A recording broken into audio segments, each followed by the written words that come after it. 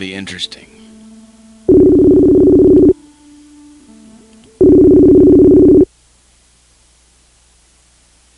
This is Zach Moonshine. Dude, what's going on, man? Not too much. I've been working for 2 weeks building questions up for you. Holy shit. What the fuck, man? This is going to be a lot of fun. Yeah. I don't even know how to fucking act, man. Like, this is fucking crazy, dude. Like, you know? We'll walk you through it. Just be yourself, bro. This is going to be a lot of fun. All right, man. All right. So hit me up, man. Hit me with your best shot. Well, after investigating a whole bunch of your stuff, one of the things that I noticed first was you started Metal Devastation Radio in 2013 with this motto: our main goal is and always has been to promote underground music from unsigned bands and bands on small labels.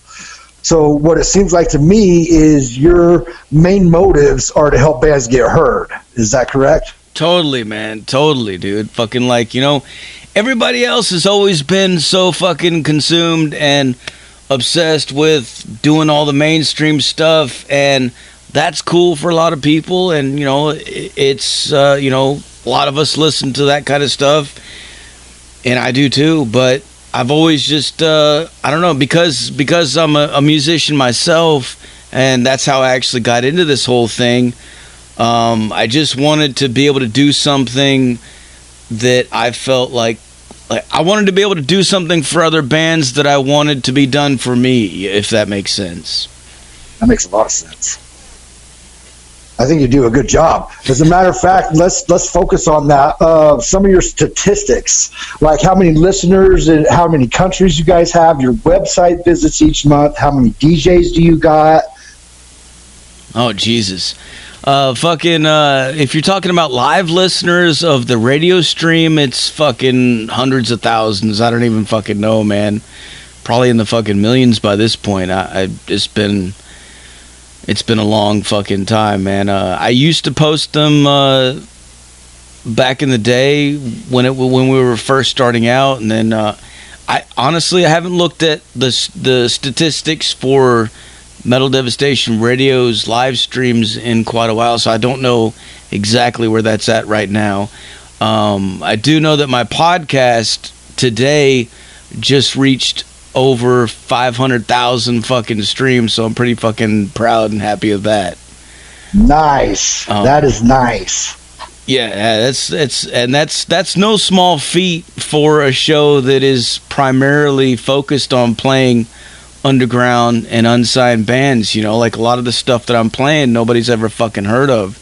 You know, every now and then I might interview somebody that's big time, you know, like Iron Maiden or Testament or something like that on my show, but for the most part, I don't really like go out and seek that, you know, like it just sort of comes to me, but for the most part, I'm just all about fucking supporting the underground bands.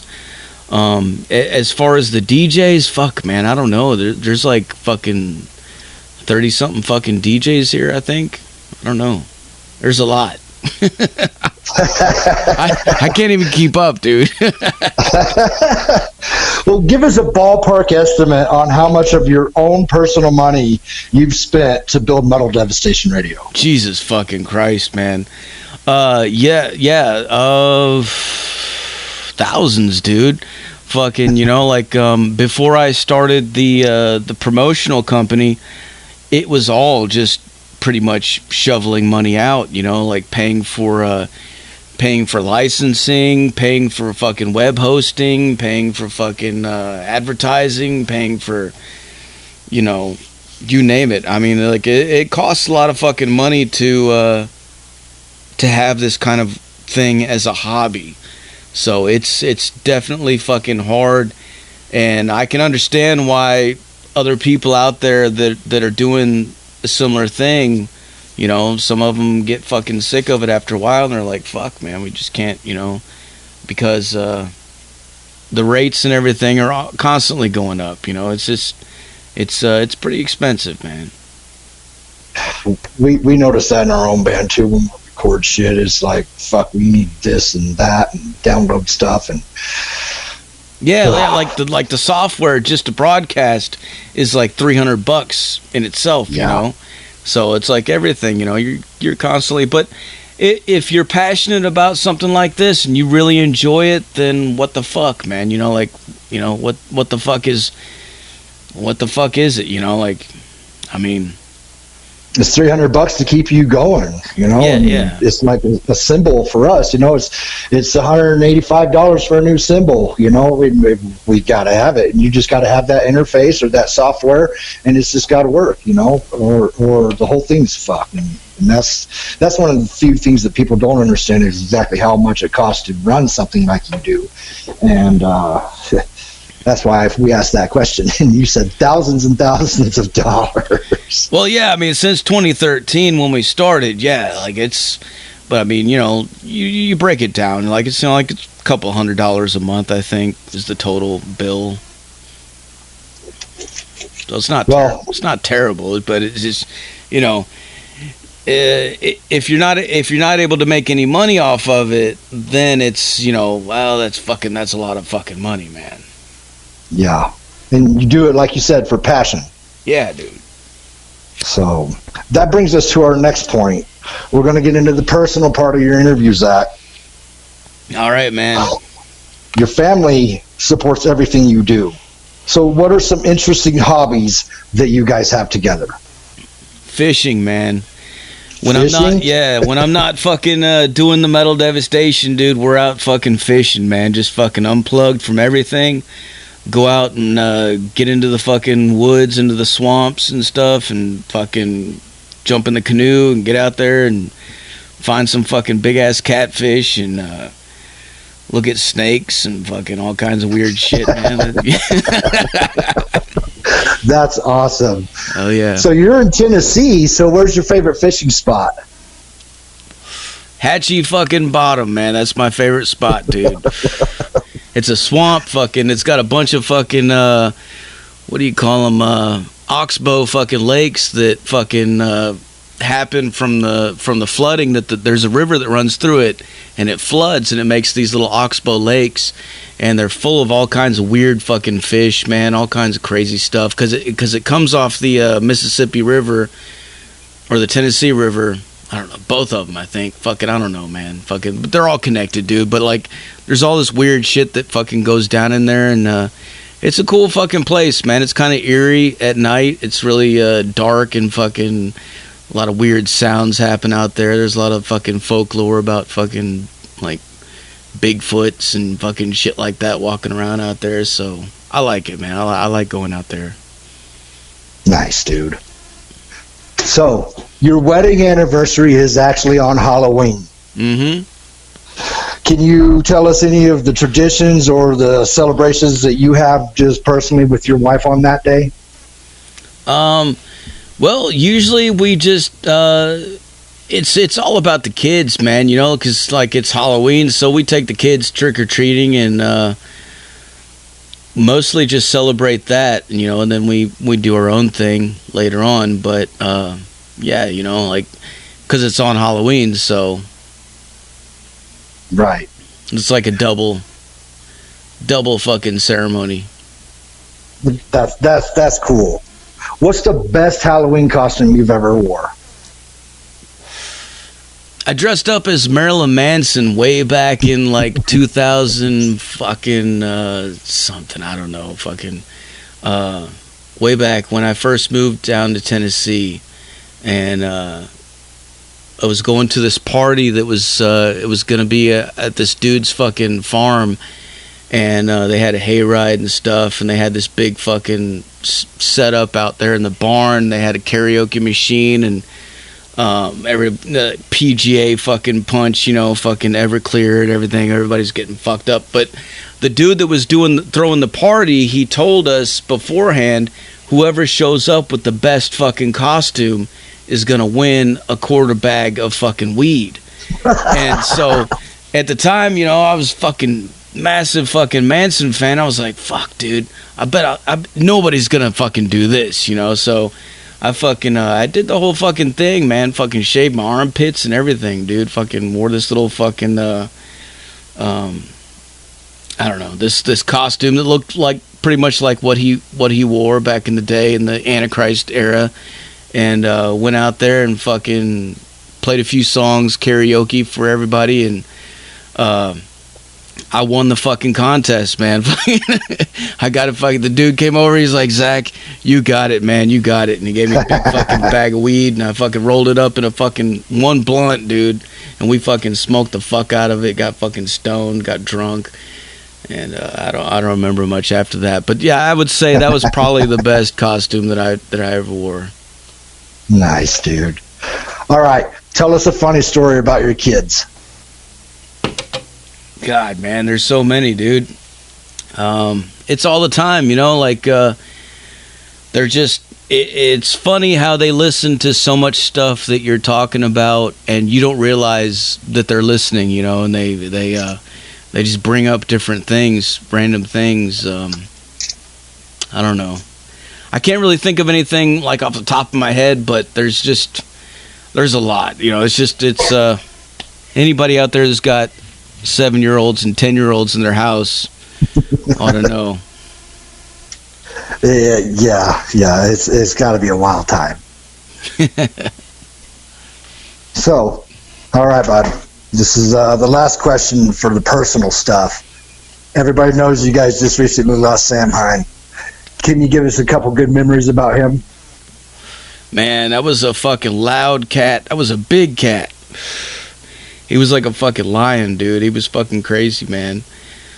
He was cool, man. He was a very vocal, very codependent cat. Like he, you know, most cats are fucking like very independent. They like to do their own thing, but he was not that way, man. Fucking, he was just all about being at my side wherever I was at, whatever I was doing. He had to be in there, and I miss him, man. He was a good. He was a good cat. He was a good buddy. We had a rough start. Fucking, I remember when we first got him, and I don't know, about a year or two after, he pissed on some of my clothes, I think. It might have been another one, but I don't know. I thought it was him, and I got pissed off about it, and I threw him out, actually. And I really feel bad about that because after I threw him out, like, he stayed on the front porch, and he was just so loyal. He stayed near the house. Everybody in the neighborhood loved him, you know. He walked around and stuff, but like every morning when I would leave for work, he'd always be out there. He'd be out there meowing, follow me to the car. When I got home from work, he was there, man. He'd walk me back to the house.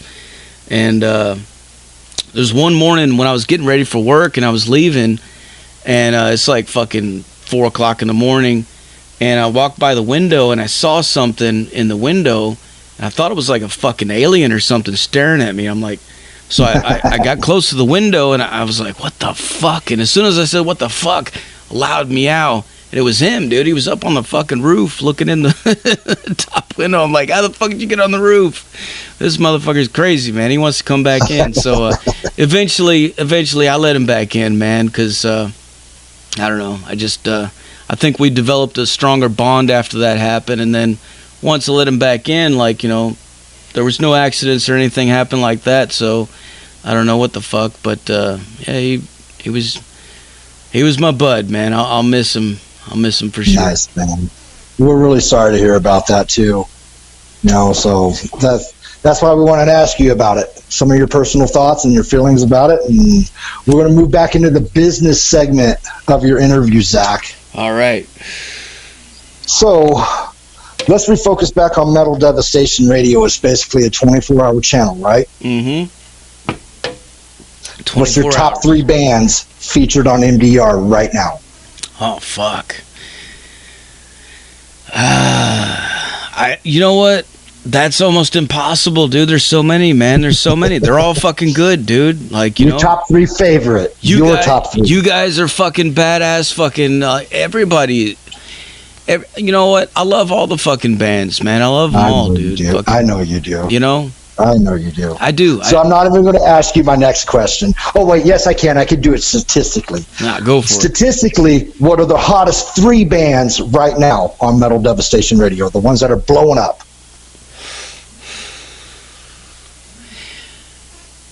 Royal Hunt is fucking huge, man. Like they have been getting a lot of feedback from the PR fucking thing, and they seem to be pretty fucking huge right now. I guess that's the first one that comes to mind when you ask me that, statistically wise. Statistically. So, any bands that you featured or interviewed that have just skyrocketed into megastardom? Gravehuffer. No shit. Those guys are fucking nuts, dude. Fucking they're all the time. I'm so happy every time I see them post something, on Facebook or wherever. Another fucking milestone, another highlight. It's just like, fuck yeah, man. Like I remember back when, they were just this band that just came in and like everybody else, and they took the fucking thing by the reins, man. And they went fucking wild, dude. And everybody loves them, dude. They're good people. They're good dudes. And so yeah, music's good too. Yeah, totally, man. You'll hear from them a little bit later on in this interview. Hell yeah. All right. Next question. What's your number one biggest interview? The one that made you nervous or blew you away, that you were a little excited for? Just the biggest one. You're like, oh my fucking God, I can't believe I'm interviewing this person. Paul Di'Anno from Iron Maiden, dude. Oh, what the fuck, man? Like, how the fuck did that even happen, man? I'm like, it's just crazy, man. Fucking, I get emails from everybody, like all the different record labels, all the different promoters and everything, and I'm not always able to catch all the different interviews that they send me because of time restraints and stuff, and because of my day job. So I'm not always able to do like pre-recorded stuff. But that was just that was one of those times where it was like it was meant to happen, man. Fucking, I was, I had the date and the time. I was available and able to do that one, and to be able to talk to him and make a flyer, just sitting there making the flyer for that show and putting Iron Maiden on the fucking thing, that was like, what the fuck, man? I grew up listening to that shit, like. Now you're talking to him. Yeah. We're just talking on the phone, fucking laughing and having a good time. It was cool. That's right. All right, so tell us about Metal Devastation PR. Well, that's a funny. That was a strange situation. It didn't. That wasn't something that I ever planned in the beginning. Really, it was just sort of. That was something that sort of came to me over the years. I think as a natural result of what I was doing. When I first started Metal Devastation Radio, I was constantly looking at different ways of how to make your website bigger, how to get more traffic, how to bring people in. And that's when I learned about blogging, and I started fucking posting different blogs, and I was, at the time, I was mostly just copying and pasting different things like, blabbermouth and stuff like that you would see. And then I started focusing more on all the emails that I would get from different promoters and record labels, which sort of grew at the same time. And I would just start posting everything that everybody sent me, just like, fuck it, man, just post everything. Fucking send everything everywhere, post everything, and fucking just try to help everybody out, And at the same time, it's helping me out because it's bringing traffic and it's building our SEO and everything like that for the website. And over time, like years and years of doing that, advertisers started hitting me up in my email, and they're like, we'll pay you this amount of money if you'll post a fucking article on your website, because we've seen your statistics, and and so I was like, oh wow, this is actually a thing. And so I started doing that, and then some bands started hitting me up and asking me if I would post their stuff for money, and I was like, whoa, really? This okay? I guess, and then they were asking me, like, they seen my emails that I would send out about the shows and stuff like that, and they asked me if I could do stuff like that. I was like, okay, that's pretty much like PR. That's like the same thing, sort of, you know. And then you're bringing a lot of traffic. Yeah. And then it just sort of sat on the back burner. Like, I thought about it for a while, but I didn't really want to turn Metal Devastation Radio into a total fucking business, because it was really meant to be just a hobby and something to do for fun. But when the pandemic hit and the quarantine happened, my job fucking sent us home, and they said they were going to set us up on unemployment, and they fucked up on their end of the deal. They didn't put in something right, and it ended up being like I didn't get unemployment check for like 10 weeks. So I was fucking down and out of work for a long time, and I was freaking the fuck out. I was like, what the fuck am I going to do? And I was like, you know what? Maybe this is the time. Maybe I need to use what I've done with Metal Devastation Radio to try to bring some sort of income in to feed my family and pay these bills. And I come up with some fucking packages and made a whole thing out of it, and reached out to everybody and said, you know, if you're interested, I'll fucking help you out, you know.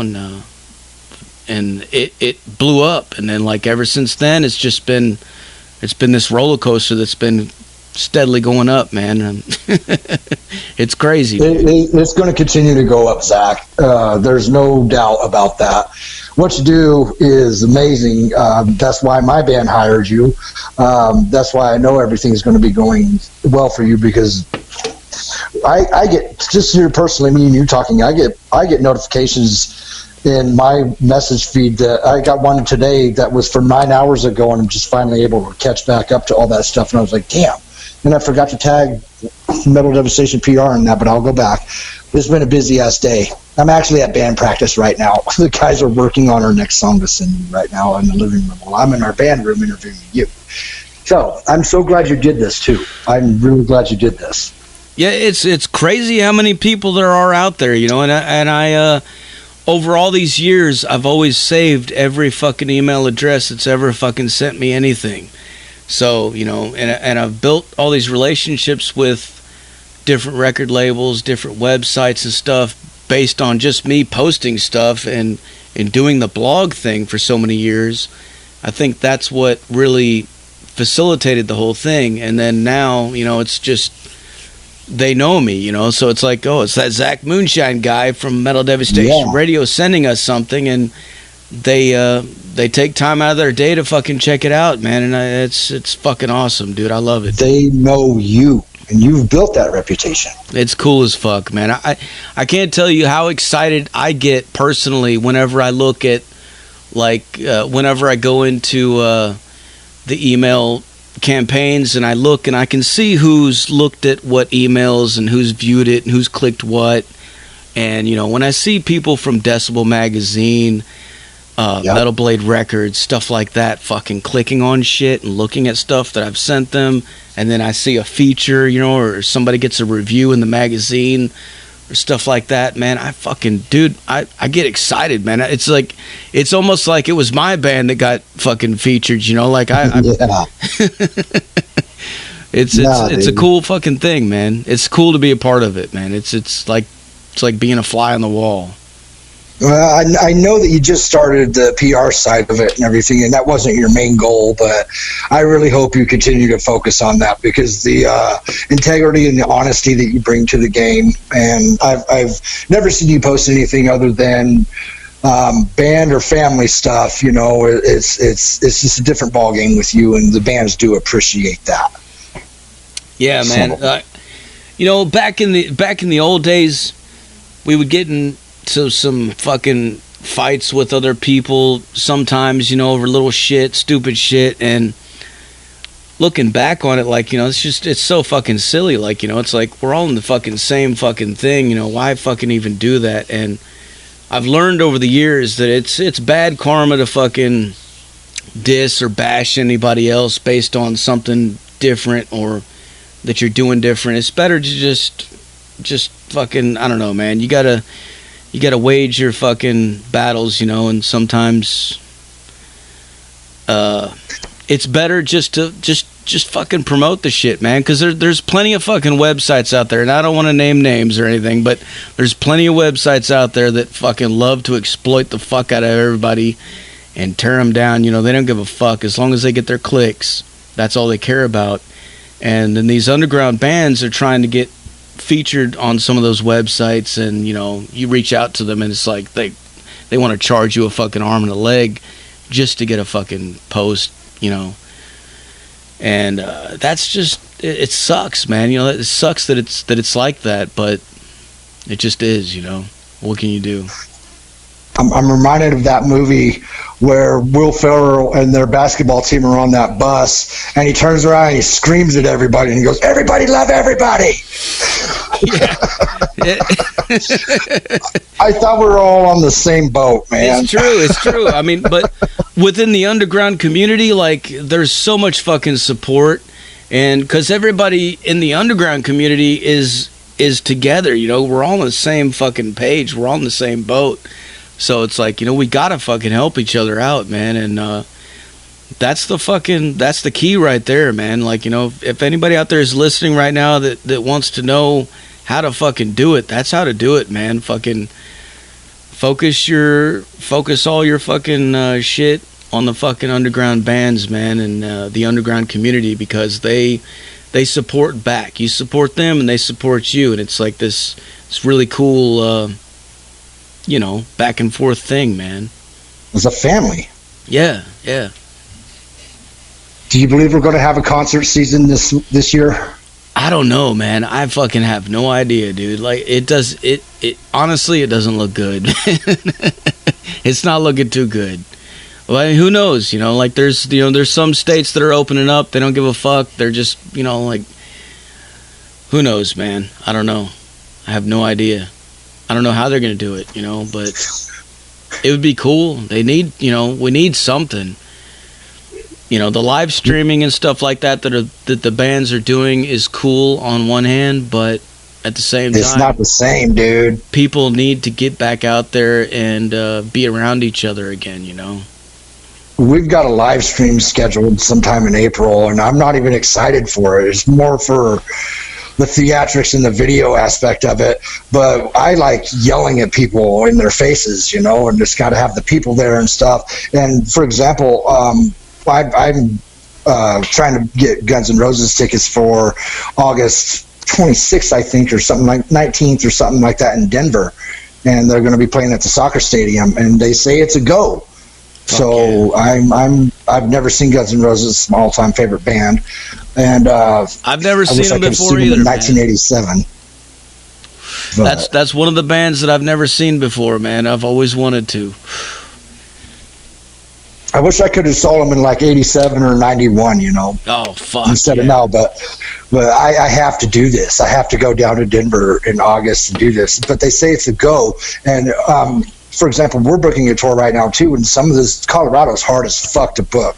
They're 50% capacity, but everywhere else that we're going through, Oklahoma, Missouri, and Kansas, and New Mexico. New Mexico's being kind of quizzy with us too, but some states are opening up and some states aren't, and I just hope we can just get this fucking live shit going again. It's driving the bands crazy. The live feeds, the streaming things that everybody's doing. I mean, sure, it's okay for your numbers and everything, but fuck, man, you know, bands miss people. Yeah. Some of the bands though that are doing the live streams really taking it to a fucking another level though, man. I gotta say, like Behemoth, they fucking killed it, man. Fucking, and Metal Blade Records sent me an invitation to review that, and they gave me tickets to it, and we sat in our living room and watched it and blasted it loud, and it was amazing, dude. It was beautiful. It was fucking blasphemous as fuck. You know, they had this church, fucking everything was on fire, and it was crazy, dude. But it was really cool. They put the whole 9 yards, and I mean, I can see how that could definitely be a thing, you know. It's if that's what you got to do, that's what you got to do. But that's what you got to do sometimes too, you know. I mean, and they have a hell of a budget too. And when it's Behemoth, a lot of people are going to sign into that. They know they're already selling tickets to it. Hell yeah. And you know, I hope it's not a permanent thing, but we're even going to utilize it too next month sometime. We're already talking to people about it, but it's just not the same thing. And I think any band on the planet would express that too. We hope that everyone is okay and we just get through this together. Yeah, totally, man. Totally. So tell us about Brutal Death Fuck. Brutal Death Fuck. What do you want to know? That's the most interesting name for a band I've ever heard for one. It's pretty fucking. How did you come up with that?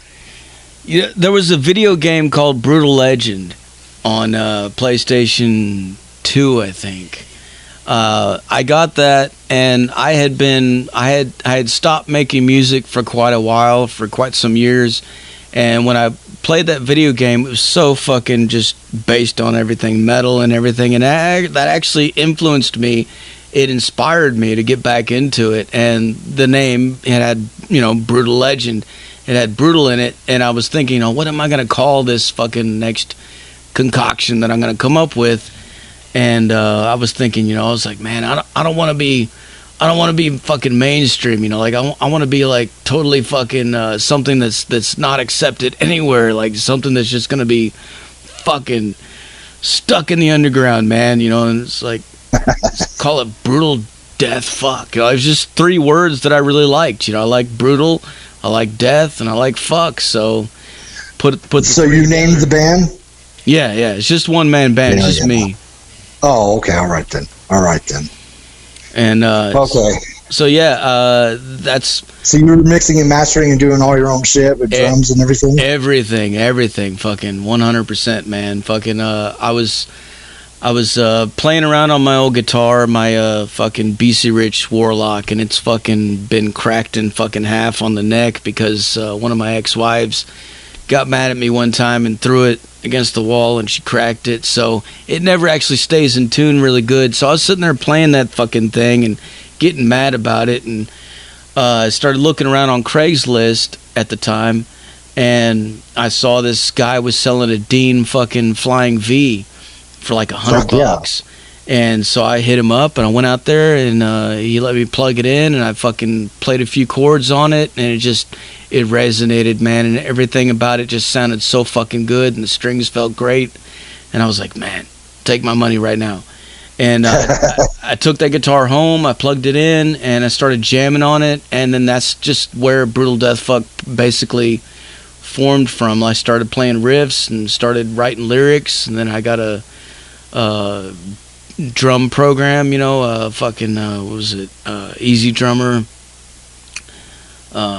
Started doing everything through the computer then. Yeah, I started putting everything together with the drum tracks, and then recording the guitar tracks, and then I got a bass, and I recorded the bass, got a microphone. Then you got a microphone. Yeah, it's fucking started building it up from there, started getting different effects and stuff like that, and then that's actually what led me into the radio thing. Was I was, after I started producing all that and putting it online on MySpace back at that time, different podcasters and internet radios started hitting me up and asking if they could play it on their shows, and I was like, what the fuck is this, internet radio? I didn't even know that was a thing. And who was it? Was Kimmy's Metal Deli was one of them. Metalhead Radio was another, and Brutal Existence Radio, Metal Messiah Radio. Like, yeah, man, fucking. And I started going and hanging out in their chat rooms and meeting all these different people. And I discovered that there was like a whole community of people that revolved around these different internet radio stations. And it was a really cool thing. And then eventually I got an offer from Metalhead Radio to be a DJ on their station. And I did that. And then that's what turned into the Metal Devastation Radio show. And then eventually I left that station and created my own, and that's how Metal Devastation Radio was born. Nice, bud. Are you ready for this? Yeah. This is the rapid fire part of your segment, where we're going to ask you all kinds of weird shit. If you won the lottery, what's the first thing you're buying? Fuck. A piece of land somewhere, man. Fucking. Somewhere with some water on it. Dirt's the most important thing to own, bro. Yeah, dirt and water. Dirt and water. All right, pineapples on pizza, yes or no? Hell yeah, man. I'll eat any kind of fucking pizza, dude. Favorite South Park character? I never really was a South Park fan. More of a Beavis and Butthead guy. Favorite Beavis and Butthead character? That one guy that fucking that one guy in the prison or in the jail that had Kyler fucking written on his head. I don't know. I don't know who that guy was, but whenever they came in the fucking jail cell, and he was like, "Well, Beaver and Butthole." That guy was fucking insane, man. All right. Here we go. Is feeding the chickens your Zen time? No. Is eating the eggs is my Zen time. Okay, we'll accept that. Is there any food that your family prepares for Thanksgiving that would be considered abstract or non-traditional? I don't think so, man. Pretty much anything that's on the table, I'm gonna fucking eat it, dude. If it's edible. No weird stuff? No, nothing's too weird for me, pretty much, man. All right. Your favorite concert you've ever attended? Fuck.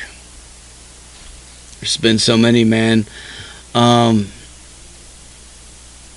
God, man, that's a hard fucking question, dude. You know, like, I think back, my first concert was Bon Jovi with Cinderella opening, and that was like a huge landmark moment in my life. I was like 8 years old, and looking around and see it, you know, as soon as they hit the stage, man, every woman in that place lifted their shirts, and there was titties everywhere, and that was amazing. But then when I was 15, I went to see Slayer with Machine Head opening on the Divine Intervention tour, and that was fucking like a whole nother ball game, man. That was like kill, you know, just fucking total fucking devastation. I love that. And then I don't know, you know, like Marilyn Manson put on a fucking insane show on the Antichrist Superstar tour. Fucking Ozzy, I've seen him a million fucking times, dude. He's always been fucking great. Black Sabbath, you know, I think my favorite concert ever would have to be New Year's Evil in Phoenix, Arizona. It was 1999, I think. And the lineup was Soulfly, Slayer, Pantera, Megadeth, and then Black Sabbath.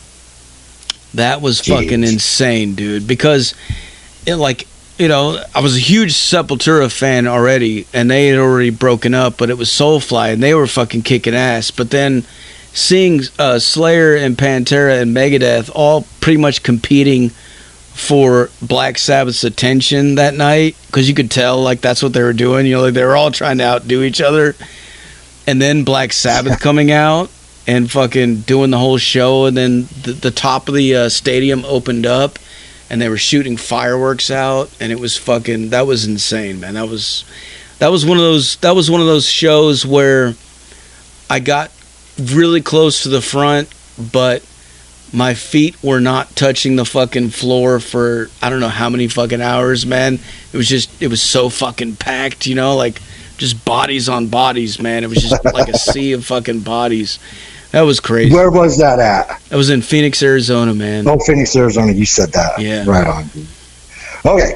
What tunings do you play your guitar in? Mostly drop D, but like a lot of the songs on Brutal Death Fuck are in drop B and drop C. But drop D is usually my go-to fucking tuning, like right off the bat, because I love the way those top two strings sound together when you fucking, you know, like it's just, I don't know, man, something about it. We're actually fixing to start doing that. We've been playing in D standard. I wrote everything in E, standard E. So we switched down to D standard. Now we're fixing to drop down into drop D for the new material. So be ready for that. Hell yeah. All right. So we're both old school guys here.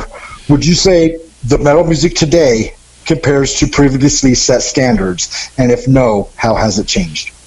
Oh hell yeah, man! I think the metal music of today is just as great as it has always been. Like, it's an ever evolving fucking thing, man. Like, you know, I'm a fan of all the stuff that we grew up to. You know, the Judas Priest, Iron Maiden, Twisted Sister, all that stuff. Metallica, Slayer, you know, but then it goes on, you know, it just gets heavier. You got your Obituaries and Deicides and Morbid Angels, and then now you've got, you know, fucking you guys, fucking Grave Huffers, and fucking, you know, it's just there's so many different styles and so many different types, you know. I love it all, man. Fucking the genres have seemed to explode into several different styles and tunings and vocal progressions where you have melodic on it, and there's just so much now. It's incredible. Yeah, I love it all, man. I'm a huge fan of fucking doom metal, black metal, fucking thrash metal, fucking. I mean, it's, you know, it's just I'm always interested to find out like what's coming out next. You know, like, and throughout the years, I've always kind of gone with the flow of what's coming out, you know, like, I mean, you know, in the 90s, there was all kinds of cool stuff, too. You know, a lot of people look back on the 90s and they try to fucking down that as if things died out or something, but I don't really ever, I don't think that, I mean, what the fuck, man? We had Pantera, we had Typo Negative, we had fucking, you know, there were so many different things that were going on at that time that were really cool too. And then in the 2000s you had that big explosion of all that new metal and stuff. Like, a lot of that stuff was fucking pretty fucking weird, but like a lot of it was pretty fucking cool too.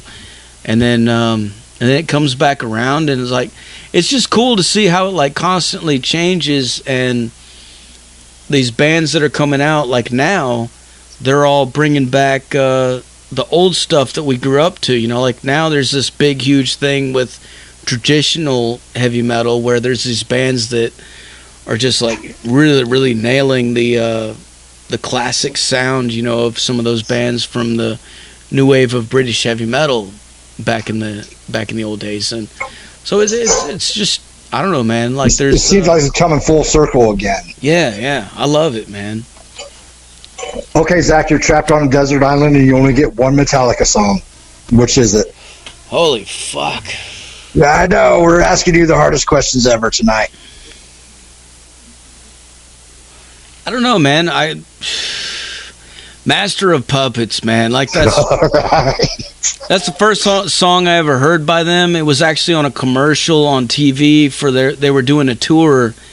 They were coming to Virginia when I was living out there, somewhere around there, and they were playing there, and they played a commercial on the TV, and all I heard was the fucking chorus part of that song where it was, Master, Master, and I was like, what the fuck is that? It was so fucking heavy. It was fucking, you know, and at the time, you know, I didn't know anything else, but like that's one that's always stuck with me, so I would have to go with that. But there's so many Metallica fucking songs that are gems. I mean, fuck, man. That would be a really hard fucking, that would suck. It's the toughest question on your list, probably. So who's your next live show? Who are you going to see next? I have no fucking idea, man. Whenever it opens, like a local band playing around you or something? Nobody's fucking playing right now. Fuck, I know Guns N' Roses has that one scheduled for August. That's my next live show. Well, before the quarantine happened, we were gonna go see Ozzy and Manson. That was gonna happen, but I have no idea what the fuck is gonna happen with that. You know, like that's probably not gonna happen. But, You're so close to Nashville, though, too. Is Nashville popping right now, or is it kind of shut down? Yeah, no. Last show I was gonna go see was Gravehuffer in Nashville. I think it was with Summoner's Circle, and two fucking awesome bands, man. I was really excited and stoked for that. You know, I was looking forward to hanging out with fucking Gravehuffer and Summoner's Circle after the show and drinking beers with them and talking shit, you know. And I mean, hopefully that'll happen again soon, someday, and we can make that happen, man. Because that would be cool, man. That would be cool to do a live video interview with those guys for sure. Fuck yeah! Hell yeah! All right, what are you drinking right now? Miller fucking High Life, man. Miller fucking High Life. All right, here's the next question. Why in the fuck is Judas Priest and Iron Maiden not in the Rock and Roll Hall of Fame? Because the Rock and Roll Hall of Fame fucking sucks. It's fucking mainstream bullshit, man. Fucking, I don't know, dude. You know, I'm agreeing with you 100%. The powers that be, they fucking control that shit, man. The gatekeepers, man. You know, they decide what comes in, what goes out, and fuck them, man. Like, do we really need them for anything? Like, why I can understand, like, you know, for a band, obviously, if they get accepted in there, they're going to be excited, and, you know, because they get to be on TV and do the whole thing, but at the end of the day, man, fuck that shit, man. Why the fuck does it matter? You know, like, Iron Maiden and Judas Priest have sold fucking millions of records, man. Everybody loves them all across the world.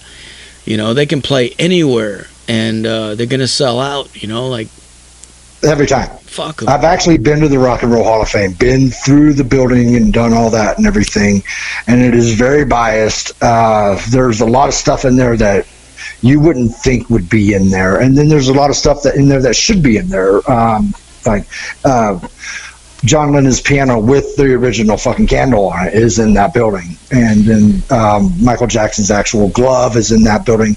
That's stuff that should be in the Rock and Roll Hall of Fame, but it's not really considered rock and roll. And then when they exclude bands like Judas Priest and Iron Maiden, it really lowers their standards to us as fans and to us in bands and people that are actually in the music industry. It's like, fuck you, Rock and Roll Hall of Fame. You're not doing your job. All right, tell us about your pentagram trophies, Zach. What are these all about? I have no idea, dude. Google just keeps sending them to me, man. No, whenever you register your website on Google and you put the analytics and stuff on your website, you let them read through it and they track your fucking progress or whatnot. They send you trophies, I guess, whenever you reach milestones and you hit so many fucking so many traffic people per month. They send you a fucking trophy. The reason the pentagram is actually in it is because that's the little thing that's at the top. If you're on a computer and you go to Metal Devastation Radio and you see the tab at the top, there's a tiny little pentagram up there that I put there specifically because they asked me for some sort of little image to stick there, and that's what I chose at the time. And so that's what they fucking said. That's why they put that there. I guess. So now you're getting awards for what you do, doing your job, or your hobby. Actually, your hobby, but we all know that you do this. It's turning into a job, man. Yes, yes. So they send you these trophies out, and that's really cool. No.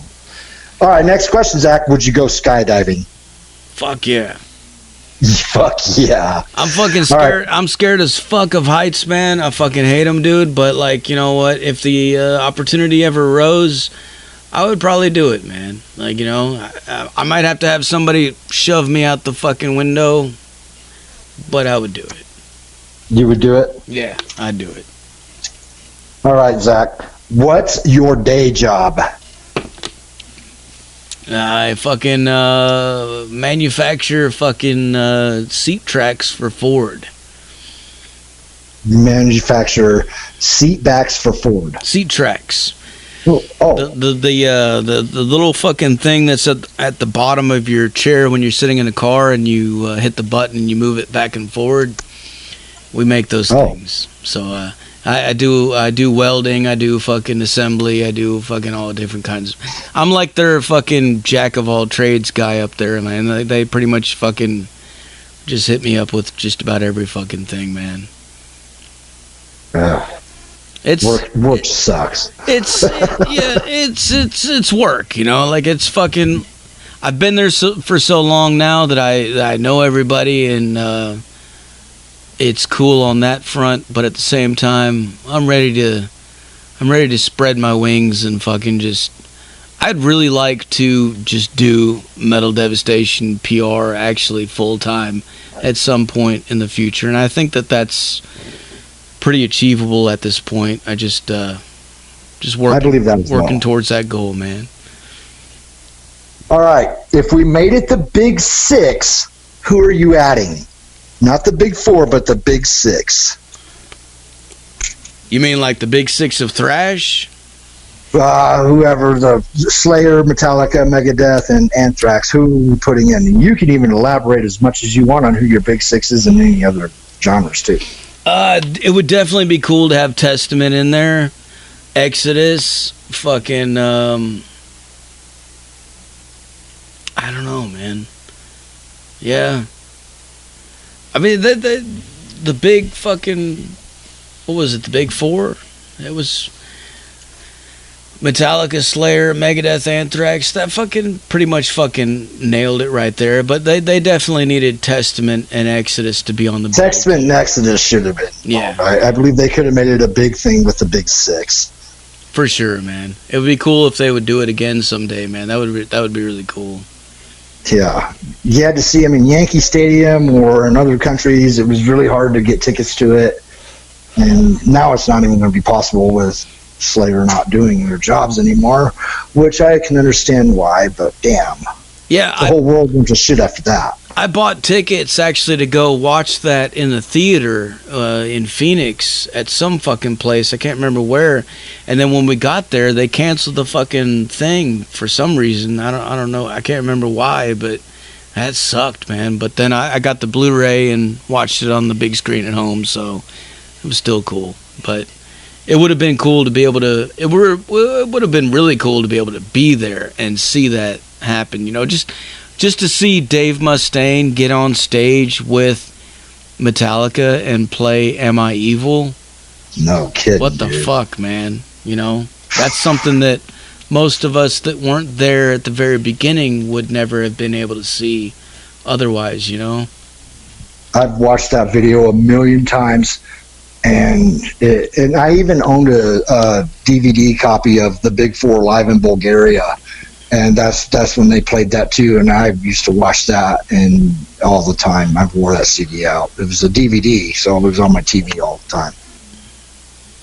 All right, which Spice Girl did you have a crush on?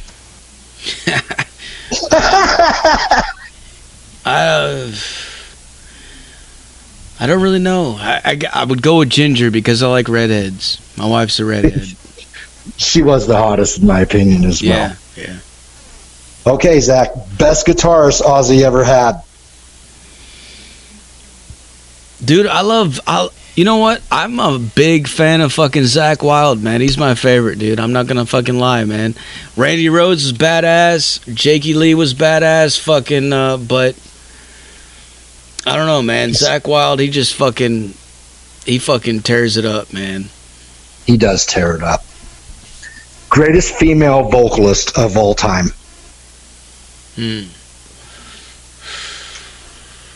Stevie Nicks, man. Stevie Nicks. Or Nancy Wilson, maybe. I don't know. That's a hard toss-up. That's a hard toss-up. They're both fucking amazing, though. Do you fold your socks before you put them in the drawer? Fuck no. Fuck no. Shove that fucking shit in there, man. You figure them out later. All right. Best advice you could give an up-and-coming band? Do what Jeremy and Richie does on social media. For sure. That. Aside from playing good fucking music and, you know, writing good tunes, but as far as, like, you know, your social media presence, man, you guys, you and fucking Gravehuffer, man, you guys fucking, you guys know what the fuck you're doing as far as that is concerned, man. Tag everybody, man. Share every fucking thing. Show that you're proud and happy about every fucking single fucking thing that has ever come across your fucking board, because that just helps everything, you know. It makes everybody happy, you know. Like every website that takes their time to post something for you, you know, a lot of them, they don't make any money. Like I was saying earlier, you know, that a lot of them are just shoveling money out to do it, and they're doing it for free. And it's definitely helpful to be able to show everybody that you really appreciate all the different support that's coming your way from every different angle. And I think that definitely helps build the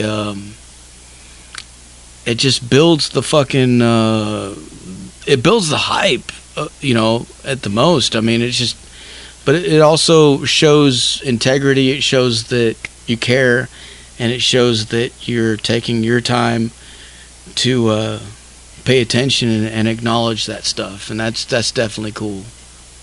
Marketing is such a dramatic part of the band building process. Is literally, especially now, everything that I have to do it. You know? Yes. Especially now. I mean, you know, like back in the old days, it wasn't that way. You know, you got signed to a record label, and you had people doing it for you, and you didn't really have to do that, you know. So bands would just fucking get drunk and fucking play their songs, and, you know, that was what they would do. But now it's pretty much where you got to have an eye on the business end of it. You got to be able to handle that shit yourself.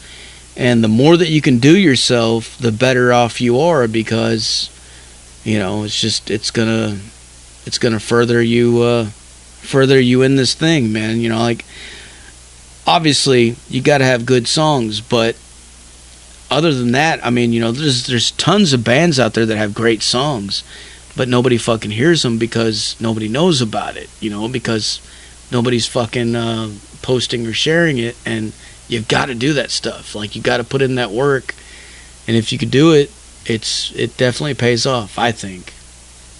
It's such a full-time job, because once your band starts getting tagged in multiple things, if you don't respond back to that, they're just like, well, fuck, dude, you know, hey, I'm playing your music for free, and at least you could do is advertise my radio station. No matter whose it is, they're playing your music, and that's why we always try to tag everyone back. We always try to make sure that we appreciate every damn thing our band has ever gotten. And it's so hard for an up-and-coming band. You know, for example, we're looking at, in 2022, we're paying a guy to email festivals for us, who has a better connection than just me doing it, because a lot of times it goes in spam mail, and the promoter or the person who owns that festival, like say for Lollapalooza or some shit, will never even see it. But this guy, they know him, so we're paying him to do that, and then on top of that, have to have all of our shit together. And it is such a marketing thing where if you don't go back and thank the people that have done even one little thing for you, you ruin a lot of fucking things, you know. I mean, you have to be grateful for what you get. Yeah, definitely, man, definitely. That's one of the things that I've definitely focused a lot on, as far as with like Metal Devastation PR. You know, anytime any fucking website emails me back and shows me that they've posted or featured one of the bands that I've sent them in their website, I go ahead and give them a backlink. I post it on our website too, and I send them the link and tell them thank you, and send it to the band, you know, send it to everybody that's involved, try to make sure that everybody fucking sees it and understands and knows it, and there's a lot out there that don't do that too, like there's a lot of them that'll just fucking go and there's tons of radio stations and websites out there that'll post your stuff and they won't even let you know that they did it, and that that sucks sometimes. But at the same time, I guess if everybody fucking emailed you back, you'd be fucking over. You'd have a full-time job 24 hours a day looking at emails. But as long as somebody's letting somebody know and everybody, like somewhere down the line somebody knows about it, then that's cool. At least it's such a networking thing where you really can get noticed if you network your business right. Yeah, definitely, man. All right, Zach. We're going into the chat room questions. Are you ready for this? All right, dude. Brandy asks, what's your favorite movie? Favorite movie? God, there's been so many. I would say the one that comes to the top of my mind is True Romance from Quentin Tarantino, man. That's probably one of my favorites because it had everything in it. It had violence, it had fucking romantic part of it, it had fucking blood, it had drugs, it had fucking guns, action, fucking everything all rolled into one. But there's so many different types of movies that I like too, though. All right, DJ Leviathan Eric asks, why is Zach such a cool dude while the rest of the people in this industry are asshats? And that's a real question. I really don't know, man. I guess if people are viewing me that way, maybe it's because I'm like you guys. I'm a musician too, and I'm also a fan, and I'm just a fucking regular dude, just trying to. I just enjoy being a part of this whole community and being a part of this scene. Like knowing that something that I'm doing is going down in history with all this stuff that I grew up reading about in magazines and posting on my walls, posters and stuff, all that shit, just being able to be a part of it. And it's actually hard to even think about it in that way because I honestly don't usually think about it that way, but now that you mention it, I guess that might be it. I don't know.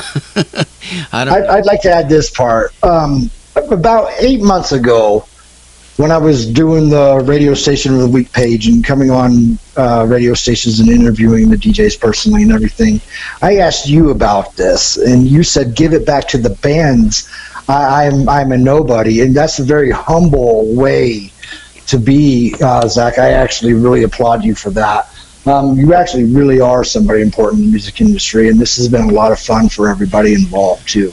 What you do for your hobby, let's say, has been so beneficial to so many people around the world that we're just very thankful for you. Man, so you turned it down then, and then we finally were able to do it, and I was so excited because the life behind the microphone is a really, really fucking different world, Yeah, it is. I guess it is. I mean, yeah, I know. When you first asked me that, I was like, what the fuck, man? They will fucking interview me, man? What the fuck? Like, what about these bands, dude? But I guess I can understand, I guess what I'm doing does affect a lot of people, and a lot of people do listen, and they do see it, and it is important to acknowledge that. So this time around, I was like, well, fuck it, man. I need to get on here and do that because, well, you're a cool dude. And you already do, bro. I respect you as a musician, so fuck it, man.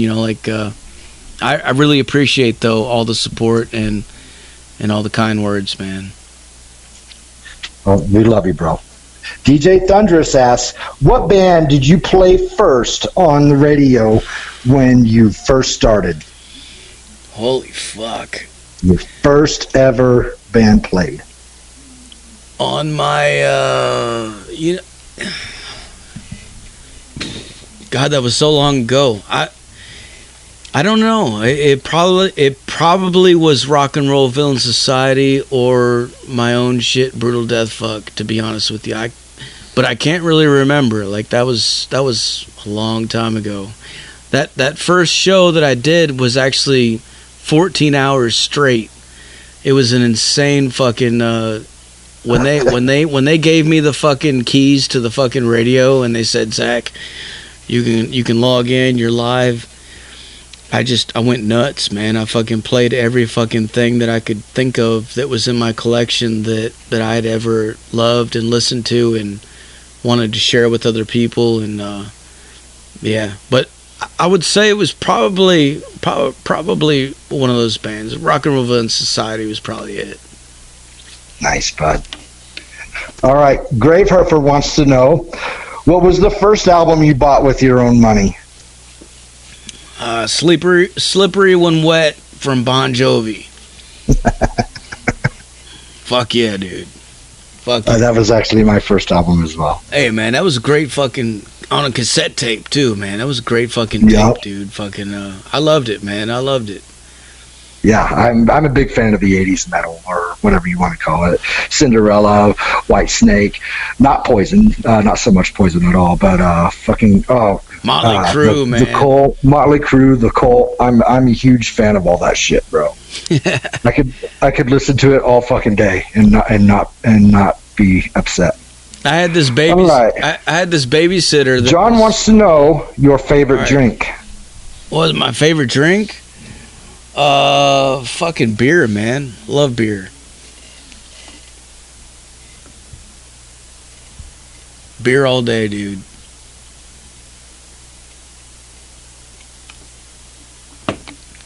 You there? Hello? Uh-oh. I think we lost him.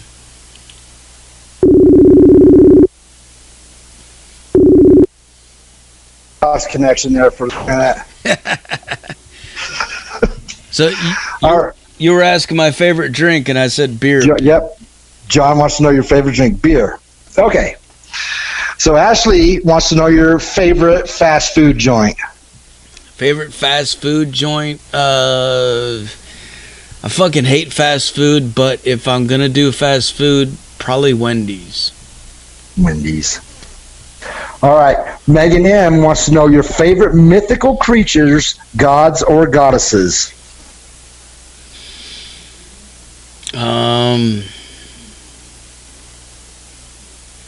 The Kraken.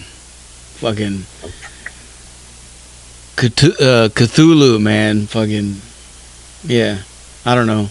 Medusa, fucking Zeus, all those motherfuckers. Thor. Lady Red wants to know bubble baths or showers. Showers. I can't fucking fit in the fucking bathtub anymore, man.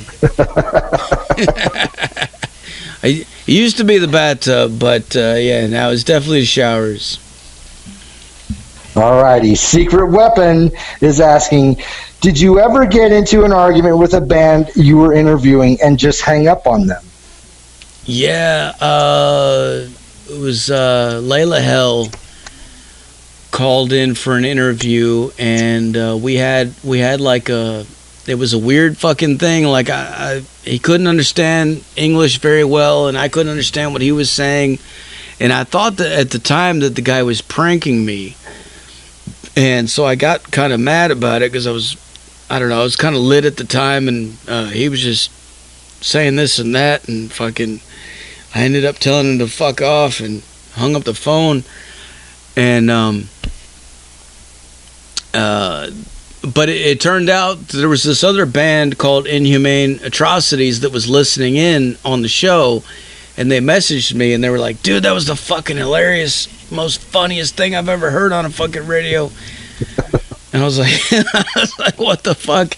And they were like, yeah, man, you're fucking great, dude. You've earned us as fans for life. And then that guy, that guy from that band actually ended up being a DJ here on our station for quite a while.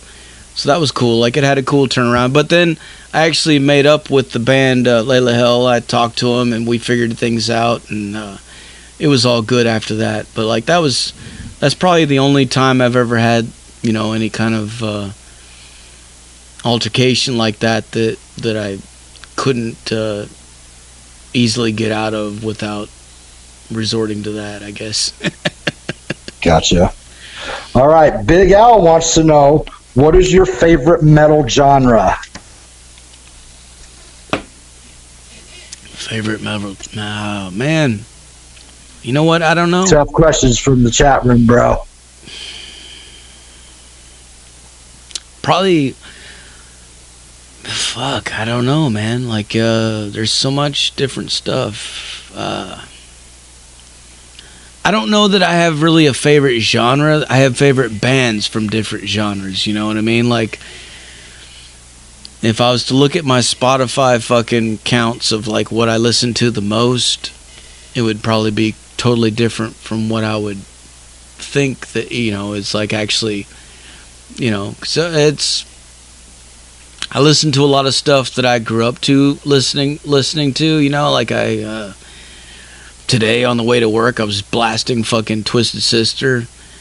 So I mean, yeah. You know, I don't know, man. It just depends on what mood I'm in, really. Depends on what mood you're in. We'll take it. All right, Secret Weapon wants to know, who is your favorite stalker, and does Lucas still drop in with different names and IP addresses? That's an oddly specific question. Lucas is definitely at the top of the fucking list there, man. That motherfucker's been trolling this fucking website and my email and everything for, God, I don't know, fucking 10 fucking years or something going on, man. Fucking, yeah, I guess that guy, you know, I don't really know, like, what the deal is. Like, actually, at this point, I'm like, you know what, man, if you want to end that bad, fuck it, man. You're like, let's make him a fucking DJ, dude. Like, you know. So you offered him a job. Well, not technically, but, I mean, you know, I haven't talked to him about it yet, but, yeah, man, fucking, why the fuck not, man? If he wants in that fucking bad, like, fuck it, man. Like, it's been a long time. That guy's fucking nuts, though, man. You know, like, I don't know. All right, last question that I was able to gather from the chat room, unless you have any more. Megan M wants to know your favorite horror movie. Favorite horror movie? Fuck. The Shining. Yeah. The Shining. Did you get any more questions from the chat room? Let me see here. Mike George from Gravehuffer wants to know what's my favorite celebrity crush. Or what's my first celebrity crush. I would have to go with Madonna, man. Back in the like a Virgin days, you know, back in the early 80s, man. Fuck, man. She was something else, dude. And then Lita Ford, Doro, which I actually got to interview Doro on my show. No shit. Yeah, that was fucking crazy, man. I told her too. I was like, I used to have posters of you on my wall.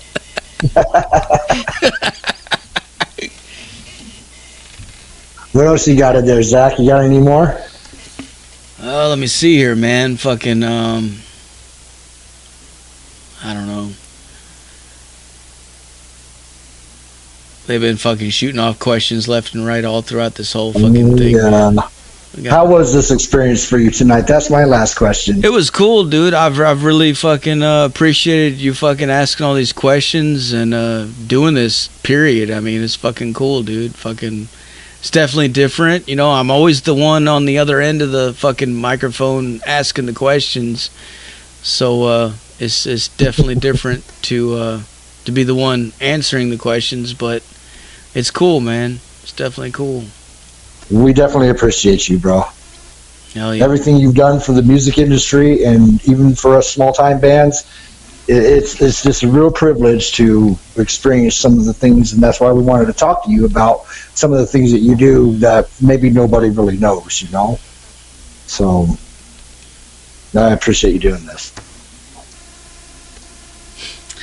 DJ Leviathan says, "Tell me everything you know, O wise ONJ. ONJ. I don't know what that means. Fuck, man. I can't." There's a lot of respect for you throughout the music industry. I just want you to know that. That's cool, man. That's really cool, dude. And I'm just glad to be a part of it, man. To be honest with you, I'm just glad to be here, to be heard, and be able to be a part of this fucking whole thing. Because it's like the whole thing is just this one giant connected fucking thing. It's a community, especially the underground, you know. And it's unbelievable, man. You're only underground until you're not. Yeah. Like, for example, I go and rebuild houses every day. I would love to not be doing that. You know, I would love to be waking up in the morning and being my band that day instead of a home remodeler and fucking pulling out dirty-ass fucking toilets. And the other day I jackhammered an entire bedroom out of a wall or out of a basement because we were going to turn that bedroom into a bathroom. So the plumber has to get in there and do his job, and it's $90 an hour to pay that plumber to jackhammer that shit out, or $20 an hour to pay me. So guess who got the jackhammer? So, you know, if I don't have to run a jackhammer and then haul that shit out of a basement to a trailer, I'm really cool with that. I would much rather sit down and play my guitar, and that's what we're all really trying to do, you know. But in reality, I'm thankful I have a job. That's what pays the bills for our band, which is essentially, you know, what pays the bills for your radio station too. Hell yeah, dude. It's good. But without support from each other, you know, it doesn't go anywhere. And it may not be monetary now, but you know, you're not big until you are. Fuck yeah, man. You gotta keep fucking hammering away at it, man. Yeah, I ain't doing nothing else with my life, so. Did you find any more questions in the chat room, Zach? No, I don't think so, man. Fucking, I think we pretty much fucking hammered them all out. Thank you for doing this with us, bro. We really appreciate you. Fuck yeah, man. What's the next song you're playing if you have time on radio? Dude, I'm fixing to play some fucking Twisted Sister, man, because that's what I was listening to earlier today, and it's in my head already, man. I'm like, fuck yeah, I gotta hear some D. Snyder, man. All right, man. Well, we'll let you get back to it. Thank you so much for doing this with us, Zach. Thank you, dude. Thank you, man. We'll talk to you later, brother. There you have it, folks. Fucking Zach Moonshine interviewed on the Zach Moonshine Show with Metal Devastation motherfucking Radio. That's probably the longest fucking interview I think I've ever done, man. Fucking you guys had a lot of good questions, man. Thank you all for tuning in and joining us on this fucking adventure. Right now, what I'd like you to all do, for me, for everybody, is reach out, grab your volume knobs, turn them all the fucking way up, past 11, and crank this fucking shit up, man. If you don't see fucking U-Haul trucks everywhere tomorrow, I don't know what the fuck you're doing, but you ain't fucking blasting it loud enough like I am, dude. Come on, man. Seriously. Join in on the fun. Crank it the fuck up. Bang your fucking head. Trash your fucking shit, man. Just go nuts, dude. This is Twisted Sister with Burn in Fucking Hell.